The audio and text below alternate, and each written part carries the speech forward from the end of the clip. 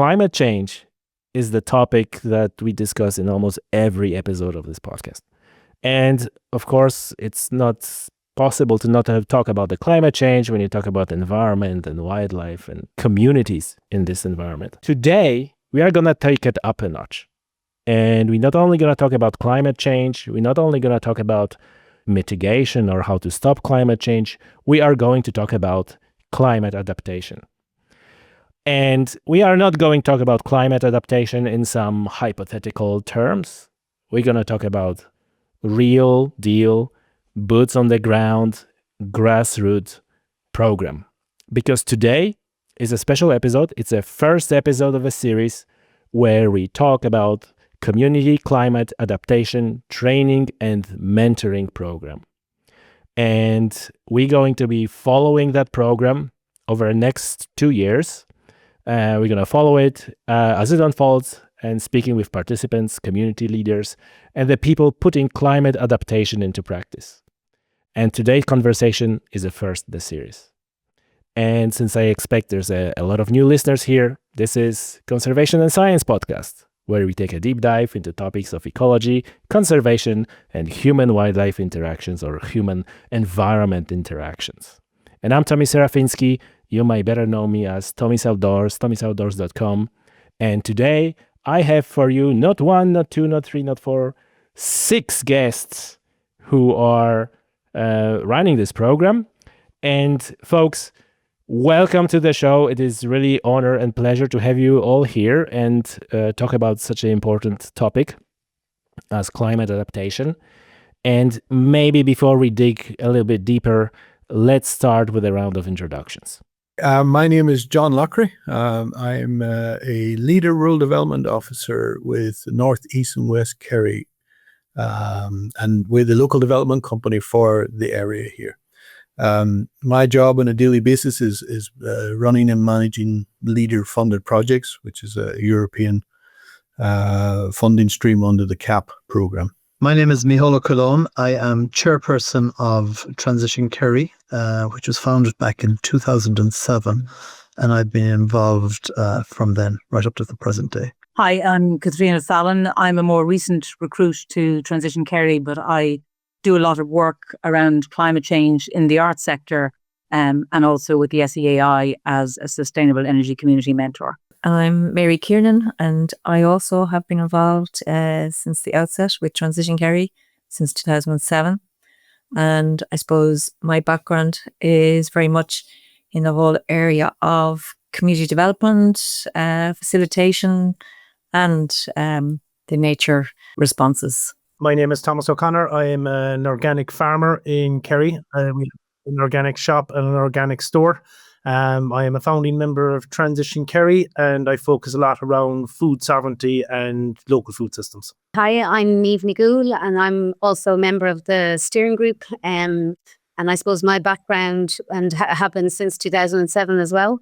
And my background would be in nature education, so with a real focus on biodiversity and habitats, along with food, and real kind of practical aspects of that, and working with communities and schools in that area. What is LEADER program and how this specific program, which is Community Climate Adaptation Training and Mentoring Program, came about? The LEADER program primarily is about creating sustainable rural environments. And that is quite a broad sweep because it can be environmental, but it can also be economic, it can be community.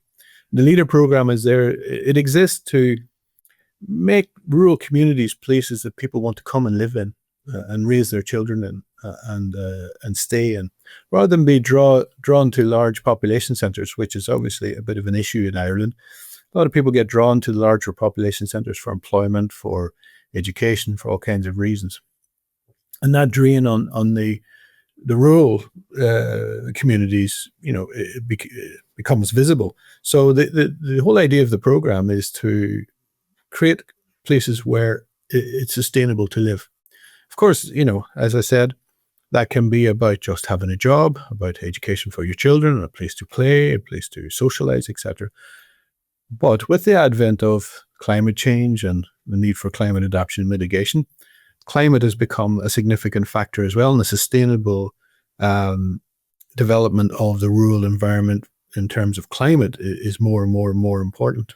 And in the last leader program, because it runs in 7-year cycles, and I think this is like number 5 now, it's number 3 that I've worked on. But in the last leader program, there was this one, out of kind of 9 sub-themes, there was one little sub-theme on climate and, climate change. And we had the opportunity to run a pilot program. We partnered with Transition Kerry, and we worked with 4 communities on how they might create an awareness and capacity in their communities to create a more sustainable environmental project within their community. And so that was it was a bit of a pilot project, to say, could we do this? How would it work? And what impact would it have? And I think we all agreed afterwards it was pretty incredible. The communities bought into it in such an incredible way. Transition Kerry did a fantastic job in the delivery of it. And we had this end gathering in the car park right outside the building where I work, actually, RSM Fubble, community building. And all the communities came together and everyone came to see the results of that project. And it was incredible. So we always had it in our mind that come the new leader program, which is the one we're in currently, we would try something a bit more ambitious. And that's what this is. But also it became even more important because when the new program kicked off, we were getting 0 applications that were climate based. We were looking at climate mitigation, climate adaptation, not from business, not from community groups.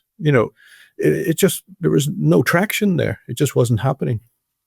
And then, of course, I don't think it was coincidence that has kind of coincided with a period in which maybe globally, all those people who, at government level and at institution level were committing to climate as, climate change as a fact, and we're committing to climate actions, we're beginning to back off from the idea a little bit. Like with the advent of a change of government in America and the downgrading and downscaling of the environmental agency there, and then Europe, you find like the policies were not being adhered to maybe, or not being taken as seriously, and some of the commentary to go with that was maybe rowing back a little bit from the kind of taking the climate change issue seriously and looking at.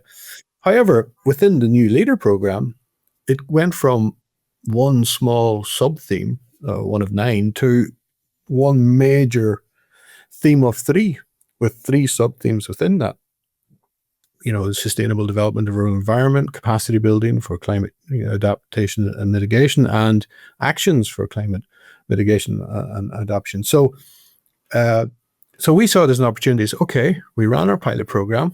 There's more of a need than ever because we're not getting projects coming forward, and we clearly need to educate and create capacity in our communities to make this happen, to get the projects coming forward. And we together with Transition Kerry, we developed this program, which is now much more ambitious and plans to work with 10 further communities around the Northeast and West Kerry area, and do that piece of capacity building projects within communities and create an awareness and try and generate then actions out the other side.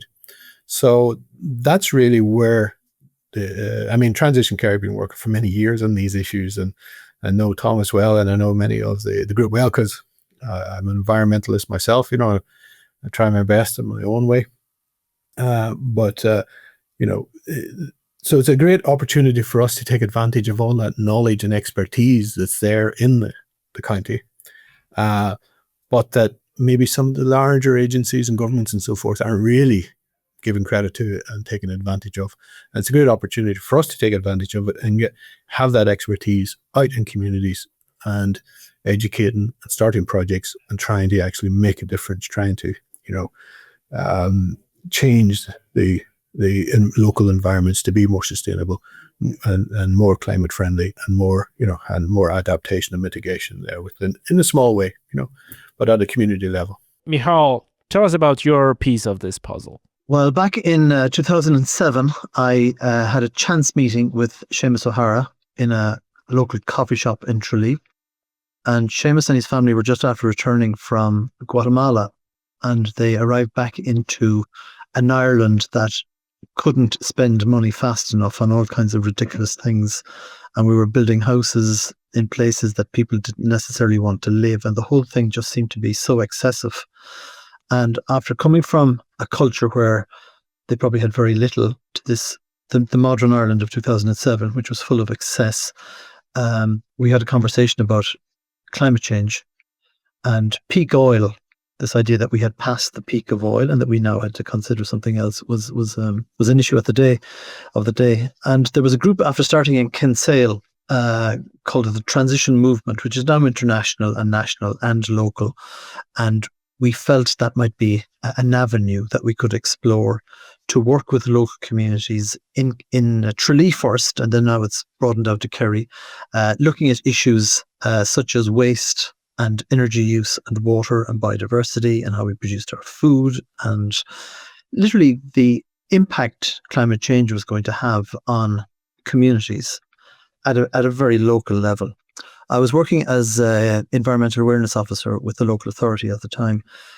So we had access to a certain amount of funds that we could get lecturers in to tell us about their particular take on what was going on environmentally within the country. And it was all a bit distressing. And people were at a loss as to what they could do, how they were going to get involved in it. So really Transition Kerry, as it started, was to engage with communities and give everybody a sense that they could take part in it. They could do something to improve their local environment. And it was this idea of boots on the ground, like you mentioned earlier on, that this is all we can do. We can't worry about the huge picture of it. Let that to the politicians at COP. But in Tralee, we would just do our own thing where possible. And that's really the start of it. It was about educating people at all levels in society, at a political level, at community level, in schools. We ran a series of lectures, workshops. We tried to keep it all as practical as possible so that people felt they could come and listen and then go home and do something. And that was really the beginning of it. And we're still at it. We have worked with NEWKD and Leader with John previously, looking at community leadership courses, which started before COVID, but have continued right up until very, very recently. We have worked with farming organisations, and now, as we're going to hear shortly, we're going to work with communities again. We kind of accept now that climate change is a reality. It's not something we're waiting to happen. It's here. It's across the world, and it's really looking at how we're going to adapt our day-to-day lifestyles to be able to live in a new reality where we're going to have extremes of weather, be it heat or rain or wind or storms or whatever it is, and it is so unpredictable. And every year we set new records in Ireland or in Kerry for the warmest or the coldest or the windiest or whatever it is. So let's stop talking about this idea that it is out there. President of America recently talked about it as the biggest con job of all time. I mean, that coming from the biggest con man of all time is just ridiculous, you know. And he doesn't have to deal with it because he can protect himself and his many estates with all kinds of money. But the rest of the world don't live like that. It's not a con job. It is something real. Listen to the science. Follow the science. Not idiot politicians. And that's what we're trying to do at the moment in County Kerry, is to keep communities engaged. And we find there's huge engagement and there's huge amounts of information out there. And we're trying to tap into that and create something worthwhile. Excellent. Thank you for that. And now I'd like to switch to you, Catríona. Can you tell us about your role in this program and also talk a little bit about Scottish model? Yes, I mean, maybe just to begin with, what is, I mean, Micheál has touched on it there really, but what do we mean by adaptation? Because some of those terms can be a bit overwhelming and a bit confusing. We hear about mitigation and we hear about adaptation, and those are essentially two approaches that we take to climate change that have to kind of run parallel. And we have a good definition of adaptation on the flyer that we produced for this program. And that is, climate adaptation includes the shifts, in other words, the changes we need to make now and in the future to reduce vulnerability and build resilience against the impacts of climate change. So sometimes that can sometimes be a dark thought, that if we have to adapt, it's almost as if there's no point in continuing to address emissions, because mitigation essentially is anything we can do to reduce the amount of greenhouse gases in the atmosphere. And adaptation is how we adjust or change the way that we live in order to accept that there are certain changes that are already there. And we often hear the expression baked into the system. So, even if we stopped emitting greenhouse gases tomorrow, there are certain changes that have already happened. And by sort of recognizing that and putting things in place, we'll have more agency as individuals and as communities to deal with those changes. And the whole focus on resilience is a really important part of it. Mary will probably talk more about that. But in terms of how I got involved, so this project that Northeast West Kerry Development are initiating and are running is a really welcome one for us, because it's a topic that we've looked at a lot, the whole idea of adaptation. And in my background in the arts, I've worked a lot with an organisation in Scotland called Culture for Climate Scotland, and through them an organisation called Adaptation Scotland. And Scotland, they're kind of really world leaders when it comes to climate change, and particularly when it comes to adaptation. So they're kind of light years ahead of where we are, and they have some fantastic resources. They have an initiative called Adaptation Scotland, which anybody can find on the internet, with some wonderful resources in that. And that is run by a not-for-profit, a climate adaptation charity called Virture. They used to be called Sniffer, now they're called Virture. So the great thing is we're working with them, and they actually created this wonderful toolkit about 2 years ago called the Community Climate Adaptation Route Map. And the focus being on community, I think, is something that really appeals to us as an organisation, because that's really where our focus lies. There are a lot of agencies and state bodies that are, of course, addressing adaptation. Local authorities are addressing adaptation, but so much of adaptation is place-based. It's unique to where you come from. And we think it's incredibly important that we, work with and tap into the knowledge that local communities have. So Scotland has really given us, I suppose, a route map themselves as to how they did it, and they worked closely with communities. So they will be mentoring us throughout this program, and I think that gives us a great sense of reassurance that we feel we know quite a lot, and we will be learning more. But the fact that we have that expertise to tap into is incredibly important.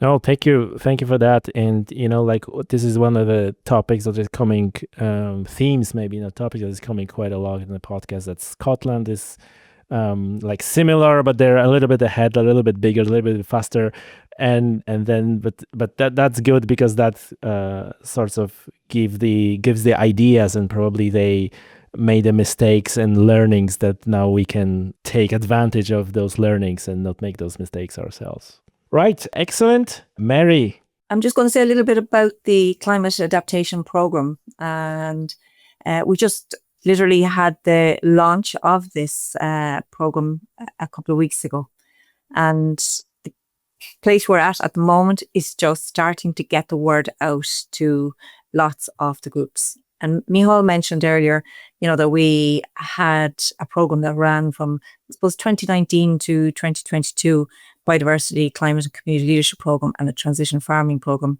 It ended up being longer than we expected because of COVID, but that actually ended up being a good thing, because it gave people a lot more time and space. So out of that came a really nice network, which we called Transition Kerry from the ground up. So that network is right across Kerry, but particularly in the NEWKD area. So through that network, and then lots of different groups and organizations, we're just reaching out now and offering, I suppose, information about the program if people want to do an introductory session or a workshop. And we are planning to have one on the 17th of January in the Tralee Bay wetlands. So there'll be more information about that. So that's where we're at the moment, talking to people in communities. I suppose recognizing that there's huge wisdom, skills, knowledge in the communities, and it's built on that in this program. So the program, I suppose we have this initial part where we're reaching out to different communities, and it includes people, who are public representatives, maybe business people involved in tidy towns, in community associations. It's faith communities. There are many, many people active and responding to issues in the communities. So again, mentioned already are things, what are we adapting around? It's food, it's how we move and travel around. It's lots of our environments, whether it's the uplands, whether it's coastal areas, it's in our own back gardens, etc. So the adaptation aspect of things will be very much co-created by the local communities. It'll be different in different places, whether you go to West Kerry, North Kerry, East Kerry, and so on. So the first piece of the programme will be where we are aiming for about 20 to 25, we're calling it community leaders. They're people who are involved, as we said, or wish to be involved in developing a community climate adaptation map. And that will be dependent on what is actually happening in the areas and what people identify as being the needs in the area. So that will start, we hope, by the end of January. That's our plan. And there'll be about 8 days training in total. Most of that will be in person, probably in a central location. And we will very much tailor that to the needs of the people who are there. So it may be a Saturday, with a couple of online sessions as well. And that'll run between, say, the end of January and into May. That's what we're thinking of. And then the next part will be where those leaders that have undergone this training will co-facilitate with some of us. So that's the mentoring part of this program. We'll co-facilitate sessions out in the communities to really look at developing that climate adaptation route map and see, well, what are the things that are really, up for us? What do we want to focus on? So the skills will be very much, they'll be practical, but there'll be a social and educational, a behavioural change aspect to it as well for the people that are involved. Because as Catríona mentioned earlier, people get anxious about this stuff, and as Micheál has said, we have to recognise it's a reality. Every second week there's some event or there's some warning. So what do we do, and how can we, I suppose, bring people together in our communities? And that's another really key part. It is about people in the community building networks, building strong kind of resilience with the people that are in your locality, with the best information and knowledge coming in from wider sources internationally and nationally. But it has to be very much about the local area, what's relevant and what's suitable to the people in that area. So that's a very quick, maybe brief overview of the course, but it is running over 2 years. So there's time for this process to take place and it is a process, and it's very much about building capacity, and it's about co-creation, because we're going to work together to develop this. We're going to all learn together as we work through this, and we can see that things are evolving all the time. So I think there's a large capacity development and co-creation aspect to it. No, and what I love about it is that this is really people who are already there locally. This is another theme on the podcast that regular listeners know, that sometimes solutions that are imposed top down are just not working locally, or just are not compatible with specificity of what is happening locally. So I think this is a huge power of this program. I have a question though, who are community leaders? And because I'm thinking always from the perspective of somebody who's listening to this podcast and he goes oh, this is great. This is absolutely great. But I don't know anyone who is the community leader where I live. I'm not the community leader either, or at least that person don't think of themselves as a community leader. So what would you say to that person, how they can engage, how they can go out and seek for the community leader, or maybe how they can become a community leader and take part of the program? We really had that question and that conversation going on a lot in the last program, and people saying, I'm not a community leader. I'm just, working on the ground, with the tidy towns or with a community group. Didn't see themselves as that. So I think very often there are people who are quietly getting on with stuff, who are concerned, who are wanting to make some change. And it might be something around waste. It could be something to do with food growing. It could be something that, they're involved in the local school or childcare services. And they're thinking, okay, just as I was 20 years ago, thinking, what am I doing here? You know, I had teenage kids, or they weren't even teenagers at that stage. And, you know, what can I do? And then it was like, look around, see, are there other people that I could maybe share some of these concerns with and take some actions? So it's not somebody who is like a politician. It could be if they wanted to come on the program, but it's very often people who are quietly working away in communities. They're often not very, obvious, perhaps, but they are really doing important work.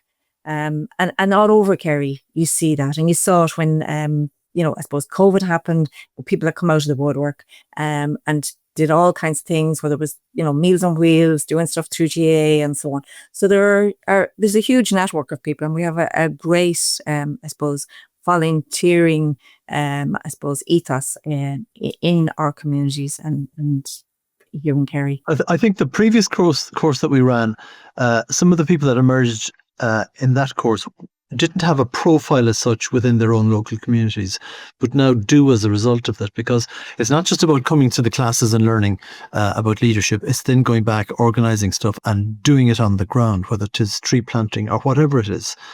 So these courses create leaders in a way. You can be at home, worried and concerned and very well read about climate change and all the issues going with it.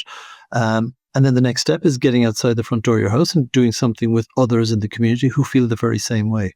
Thomas, you are in this program covering food adaptation and farming, which are very important, obviously for sustaining living, but also farming and sustainable farming was very often featured on this podcast.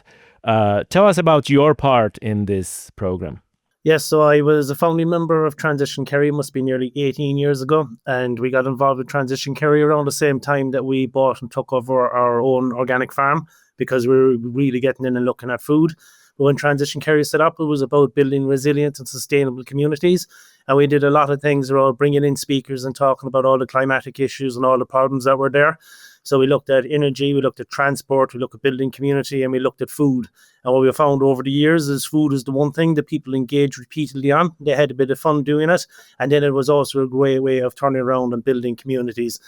Then about 12 years ago, we came up with an idea of trying to make a roadmap of how we might feed the kingdom by 2030. And that started getting off the ground a little bit. And then we led on into the last round of the leader projects, where we were creating leadership within the community. But we also did a series of transition farming workshops at that point in time, where we turned around and took farmers and talked about how they could transition from the place that they're in and their food production systems, where they need to go into the future, given the crises and the challenges that are coming down the road. So it was about building community resilience and sustainability. And like I say, we realised how important food was. In Ireland, we have food security, but that food security is on the ability to either import the food or to import the ingredients or the inputs that we use in order to produce the food, which means that we're extremely dependent on some kind of financial transaction. So if we don't have that money or can't import it, or if there is some kind of crisis into the future and those long supply chains are damaged, then we're in an issue. So security really means kind of scarcity. We talk a lot about food sovereignty, ensuring that we have strong local food systems, that people have that connection with their culture through their food system and their locality, and that the right to the access to the seeds and the knowledge and the information and the breeds and the genetics and good water and clean air are all part of food sovereignty. And food sovereignty is part of a wider international movement around building solidarity with other organizations in the world. So like we're often told in Ireland that we need to use our industrial and chemical agriculture and our commodity-based system because we have to feed the world. But the fact is, the way you feed the world is by starting to feed yourself. So food became a central part of what we were doing. And again, it's when you grow food, we also think that we need all these external inputs because the knowledge is kind of very limited. So we have an agri-business rather than agriculture. So we're trying to bring the culture back to actually producing our food. And I'm a Kerry man. One of the reasons I wanted to become a farmer is that I learned every atom of my body replaces itself every 7 years. And I realized to be a better Kerry man, I needed to be eating the land the ground that came from Kerry. So food was very important, but how it's grown as well. The nutrient density of the food depends on the complexity of the biology inside in the soil. and the ecological diversity. So a lot of the challenges we were talking about through Transition Kerry was about all these external crises, environmental, biological, ecological, whereas actually it was our food system was causing a lot of these damages. The reason it's also really important is because, again, we're told we need to feed the world, but 70% of the world's population is fed on indigenous and cultural and traditional farming systems, and our industrial farming system only feeds 30% of the world. But that 30% of the world it's feeding is taking up 70% of the land and causing nearly 70% of the environmental damage with it. Since time began, nature has grown food. The energy we use was from photosynthesis. The mineral density and nutrient density of the plants came from the biological diversity in the soil. And what we've done is we've broken the ability for nature to recycle those nutrients. So it's about understanding how the biology works, trying to repair it and recover it. So we have good, healthy soil, we have good, healthy plants, we have healthy animals, and we have healthy people, and then we have healthy ecosystems in which all that happens. So food is extremely important. It's also one of the things that, as a consumer, it's the most direct action you can take and the thing you've most power over. Where you spend your euros or your dollars or your pounds every week, you have a choice, the supermarkets that you go to, or whether you provide or you buy off of local food producers. So it's a really powerful thing. And also it brings people together. You get a full belly, you have a bit of crack, you turn around and talk about the future. And it's about bringing people together and trying to together imagine the kind of future we want to live in. And that's somewhere where our environment doesn't suffer. And, you know, as we have a healthier environment, we have healthier people. And this program then is about kind of extending that conversation. So through the last leader program we ran, we developed, like John was saying, there was the event we had outside the office. And from that event was actually called From the Ground Up.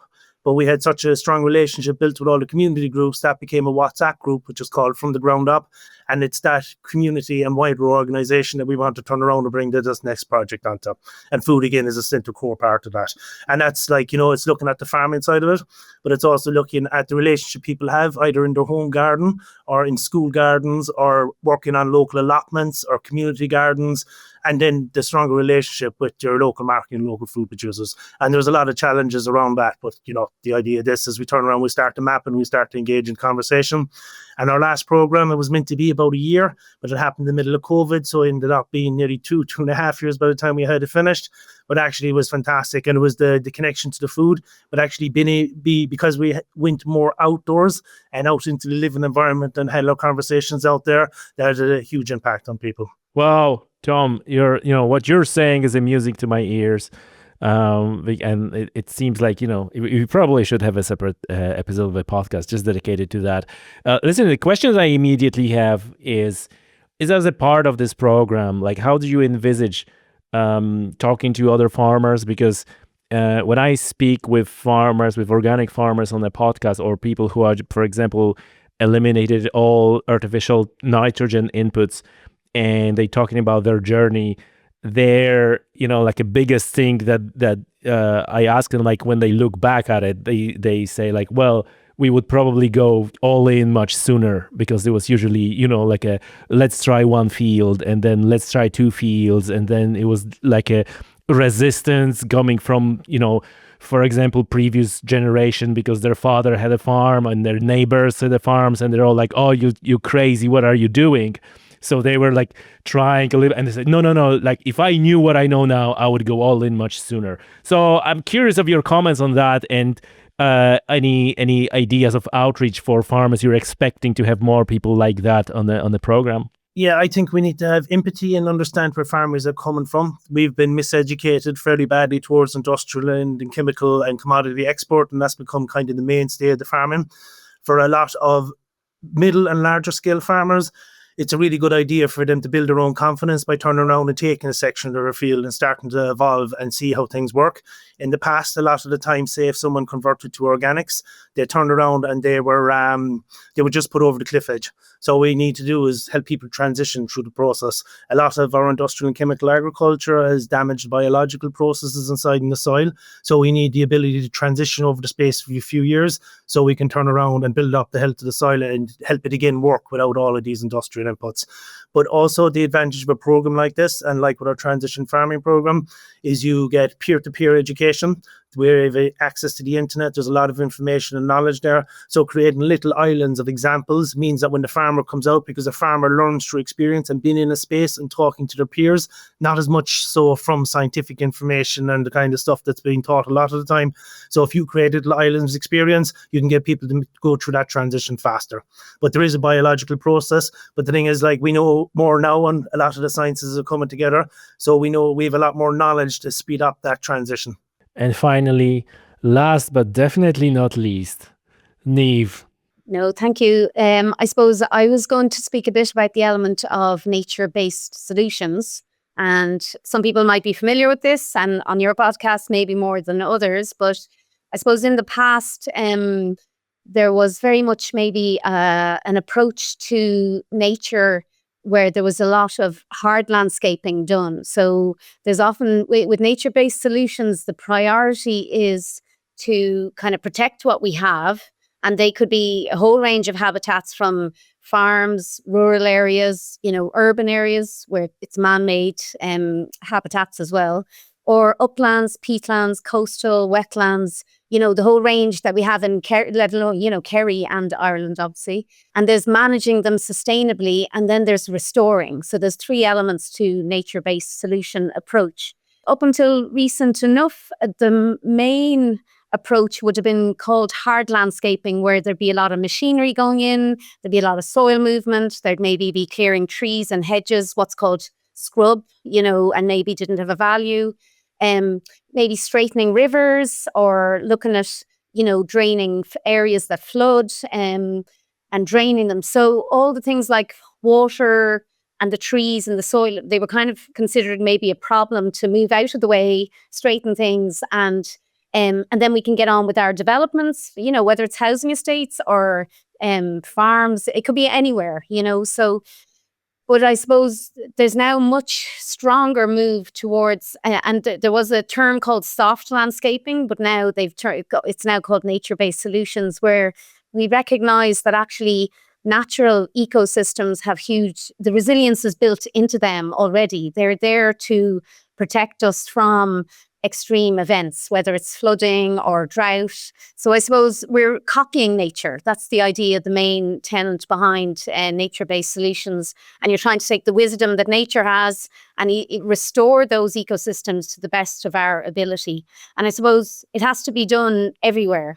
So often people think that's the nature's out in the countryside, but in urban areas where there's more and more concrete, where communities will be living as well, there's more and more concrete. And in the end, you have to ask, well, where's all the water meant to go?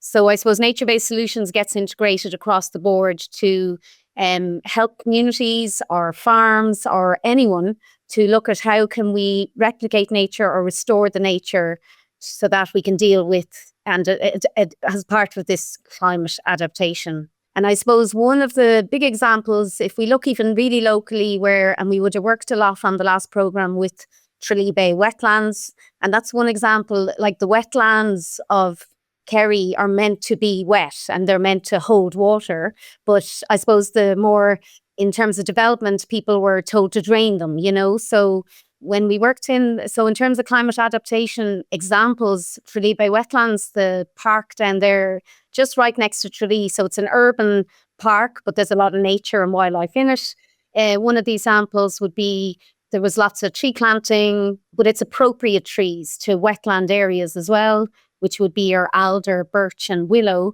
So you're encouraging tree planting for the multiple benefits. So climate, like when you're going into tree planting, there's huge amounts there's the climate adaptation elements, but there's also the well-being and biodiversity elements. So when you use nature-based solutions, it's not just one outcome. So because when you're doing hard landscaping, often you might build a wall to stop flooding, but that's it. Whereas if you plant trees to stop flooding, there's going to be so much more happening when you are protecting the soil, the roots are holding the soil. You're also, if it's near a river or any water, it cools the water down in the shade of the trees as well, which is really important for fish and insects.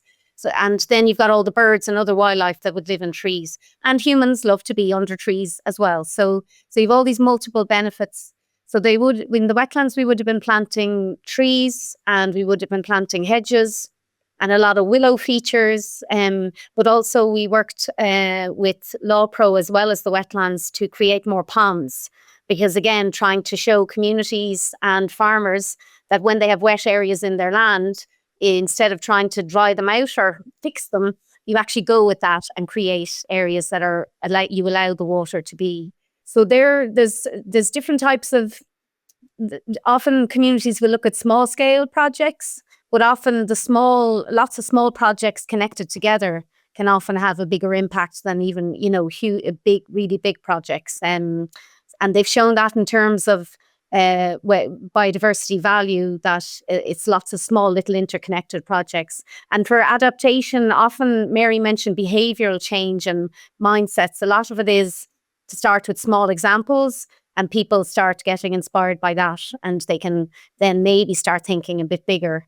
And I suppose another element of our programs are that we're not just connecting these ecosystems, it's connecting the communities through these as well. So, and I suppose the other obvious one would be, when it comes to flooding, rivers would be a huge part. Rivers, ponds, streams, ditches, embankments, all those, to start bringing those back in and revaluing them, and learning maybe how to manage them so that they're not complete, so they're actually fulfilling the role that they're meant to fulfill, which is to let the water flow.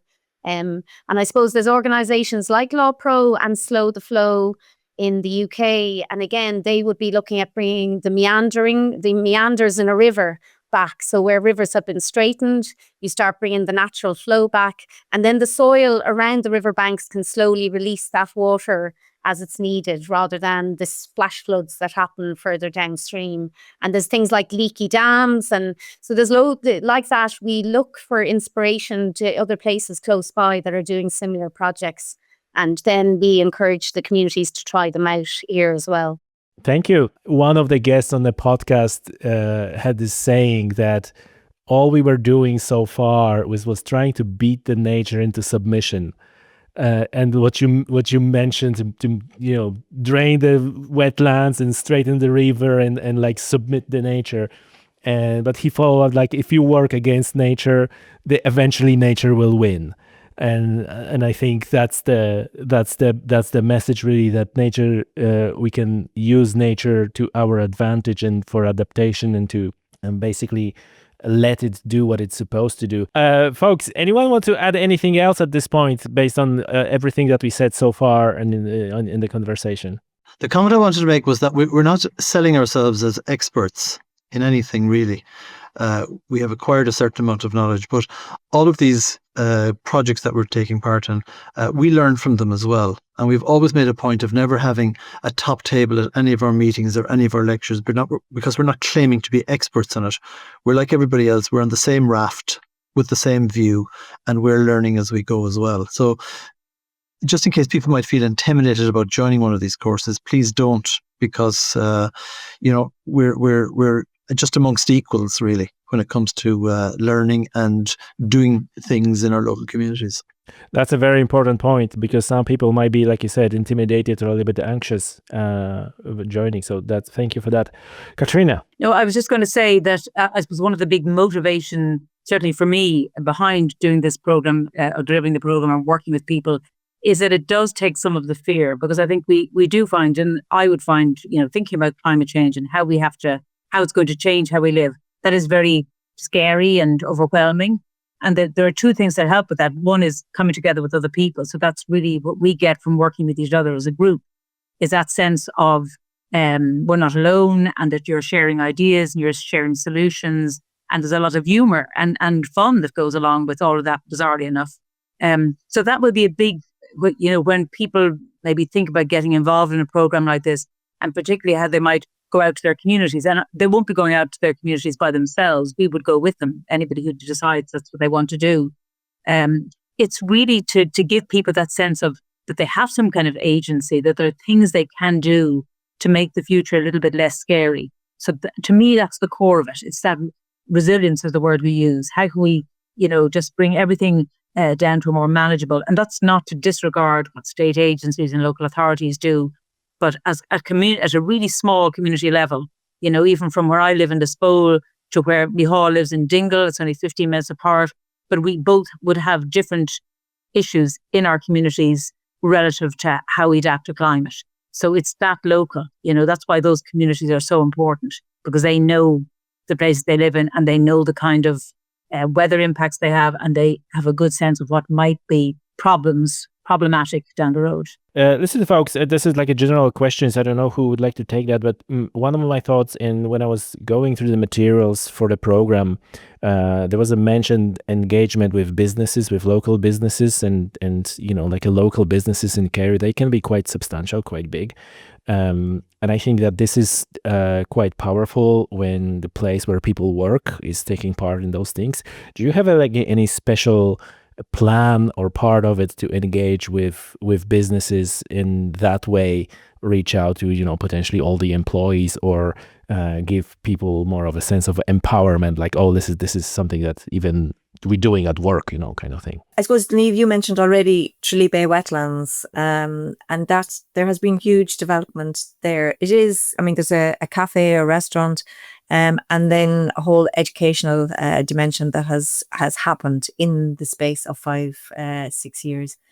There are people often joining who are in organisations, and then they quietly go back in and they're influencing and bringing about change in their organisations, particularly the community and voluntary sector. They're going back in and they're maybe bringing about changes with other people. And it's like we keep saying, some of the change can seem slow. It's behavioural change. It's genuine, maybe the ways we do things. I know that here in the community I'm in Camp, there's a cafe, and the person that owns that is very keen to bring in other dimensions into I suppose the cafe and the wider community. So I think lots of businesses are seeing that their success and development is very much dependent on the community and on the locals in it. And if from the ground up is sort of saying, these are things that are concerns for us, are issues for us, they're sort of thinking, okay, maybe we actually need to be taking note here and listening and bringing about some change, whether it's to do with, like getting rid of plastic or, and I think, obviously, Catríona, could go to you with Seamsa Thera in your previous role, all that you did there. Yeah, I do think that businesses, first of all, especially small businesses, are part of the community, so they're going to be affected at least as much as everybody else. But a lot of small businesses in tourism inevitably will have to adapt because, for example, things like food supply, and I know Thomas will talk more about food and food sovereignty, but obviously food is going to be greatly impacted. So businesses will have to adapt to that. They will have to adapt to weather. They'll have to adapt to a lot of things. So it is, of course, relevant for anybody who's, I'd say, particularly for small businesses. And I think this program would be very relevant for them. And through some of the work we've done with allotments, for instance, when you're getting people to grow their own food, if people are growing their own food, they will not throw it away because they just see the effort that has gone into it. And that has a wider impact when they're buying food then, and the food that they need and the food that they know they will use. And there's been quite a lot of work that we have been involved with at various levels, sometimes just setting the seed a number of years back on food waste projects within the community, right throughout the county. And then some of the work that has taken place in the Dingle Peninsula, again, we have sown some of the seeds many, many years ago, looking at energy and waste and water use. And now there's kind of energy communities in West Kerry, one working with farmers and one working just with tourist organisations or the hospitality industry. And I don't have the figures off the top of my head, but I think somewhere between 40 and 60 businesses on the Dingle Peninsula have now installed solar panels to offset some of their energy use. And there's some of the issues that we were running workshops on and bringing in lecturers from all over the country, over the last 10, 15 years to inform people. it sometimes takes time for these things to filter down and for groups to form and do something about it. So while I wouldn't take credit for everything, I do think a lot of the seeds planted in the past were through some of these lectures and getting people thinking. I mean, Transition Kerry were instrumental in I suppose, bring a zero food waste or, to the Dingle Food Festival. And that's been a hard slog for quite a few years, but a lot of businesses came on board, got involved with this. But that would have been instigated by Transition Kerry. Oh God, going back 6 or 7 years now, I'd say. And this year, I think, by all accounts, was really successful. There was just one last link I was hoping to make, and maybe whether it's businesses or communities or it's in terms of climate adaptation, it's looking at the whole element of well-being. So like Catríona referred earlier to, almost we try and have a social celebratory approach as opposed to maybe because it can seem like such an overwhelming subject. But I know myself and Mary, as Kerry Mental Health Festival would be on every year, and with there are elements of eco-anxiety or people being worried about elements of the impact of nature. What can I do? But we did a lovely workshop in the wetlands again, and it was looking at the willow tree and the willow rods, and it was willow as a teacher of resilience. And it's looking, and again, just all those things that we can learn from nature that can kind of give us hope and inspiration. And because we also have an approach where we working with the head, heart and hands. So, you think about stuff and get your information, and then it's how we feel about things or how we're going to, and then the next bit is how taking action with the hands.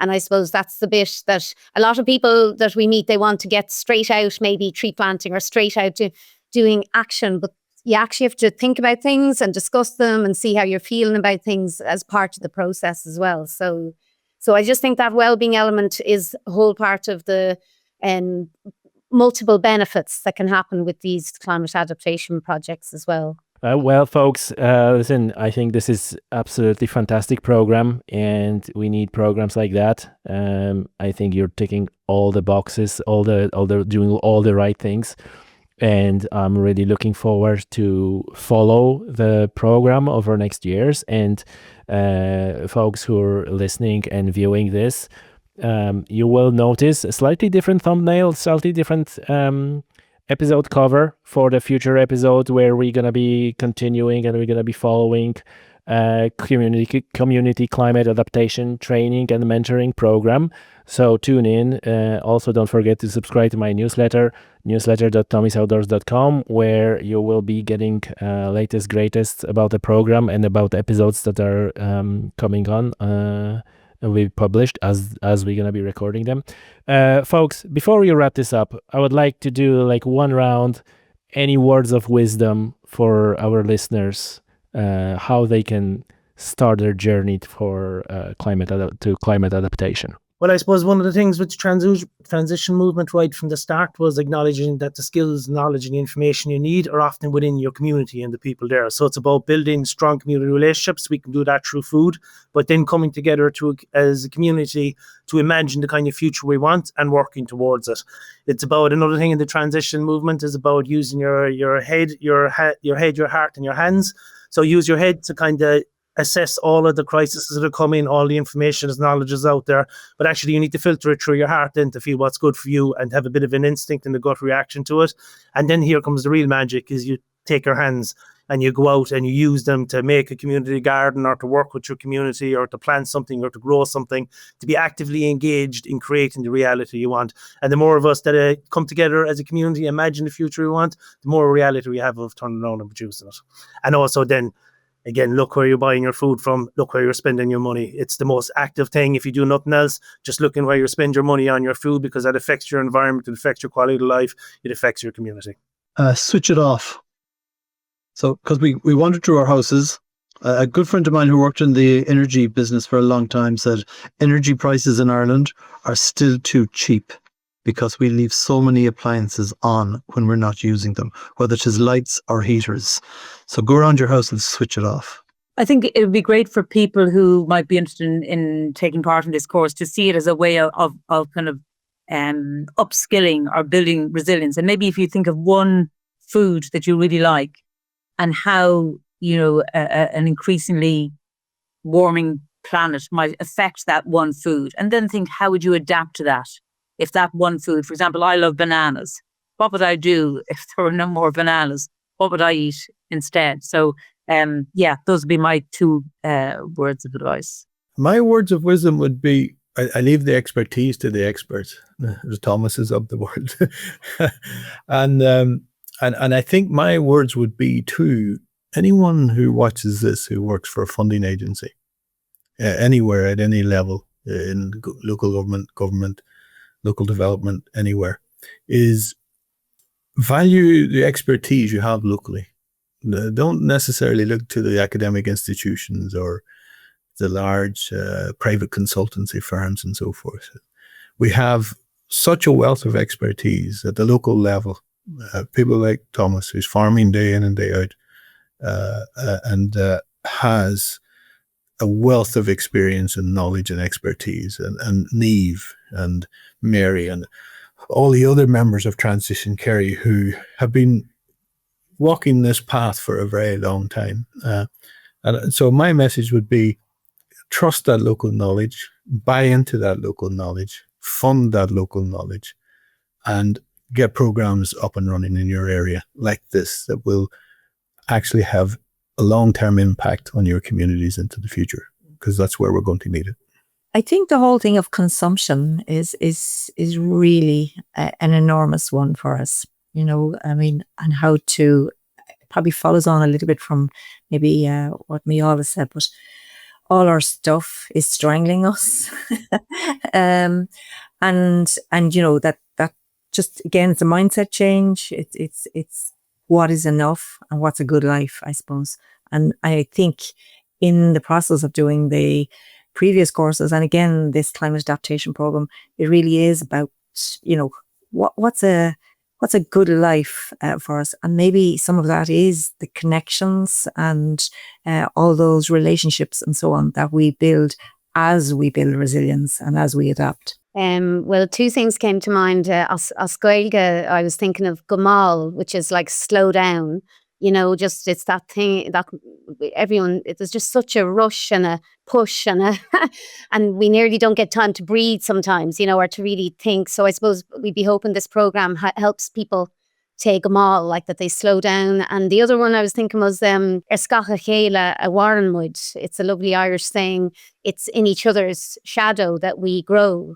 But I often also connect that to trees. Scacha Chéile na Crin a Warrenwood. It's because of the shadow of the trees that we grow. So I'd be hoping that's something and I suppose, just bring those elements into the program. How people can get more information about the program? There is now a dedicated website, which is called www.adaptation transitionkerry.org.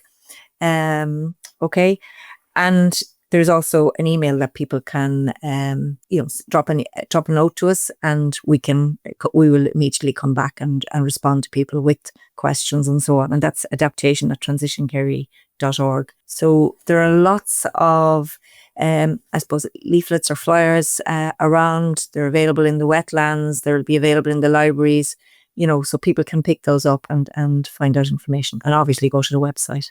Yeah, and folks, as usual, you know the drill. The link to the website as well as an email is in the description of the show. So get in there and just click on the link, and that's how you can find more information. All right? Thank you so much. And before you go, since you stick to the end of this show, then first and foremost, thank you so much for listening and for watching. And if you enjoy what I do here, and I presume you do since you listen to the very end, you should subscribe to my newsletter. The link is in the description of the show, newsletter.tommysoutdoors.com. So get in there and you will get notifications not only about the latest episodes of the podcast, but also about everything else that is happening in the conservation and science world.